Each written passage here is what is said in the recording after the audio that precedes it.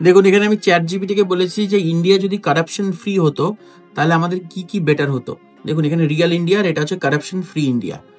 এখন আমরা 5th largest global economy, সেটা আমরা 2 বা 3-তে থাকতাম, মানে 2nd বা 3rd-এ র্যাঙ্ক করতাম। লোয়ার মিডল ক্লাস ইনকাম সেটা 3 গুণ থেকে 5 গুণ আরো বেশি হতো।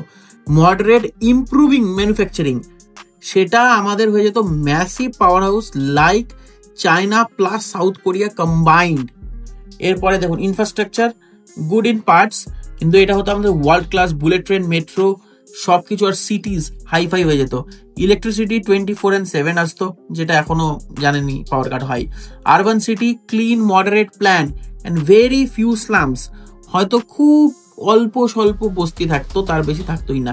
এডুকেশনের যদি কথা বলি, এডুকেশন হচ্ছে high quality universal schooling, near 100% literacy, 100% literacy. Health care দেখুন near Europe quality public hospital, ইউরোপের মতো পাবলিক হসপিটাল থাকতো। কারাপশন দেখুন অলমোস্ট জিরো, আর সিঙ্গাপুর স্টাইলের হতো ওয়ার্ল্ড ক্লাস। বিজনেস ক্লাইমেট ওয়ার্ল্ডের টপ 3-তে র্যাঙ্ক করতো। ফরেন ইনভেস্টমেন্ট দেখুন ম্যাসিভ হতো। Global tech, super power, AI এগুলো তো আসতোই আসতো। মিলিটারি দুনিয়ার 2nd বা 3rd-এ র্যাঙ্ক করতো। Road quality Japan South Korea লেভেলের হতো।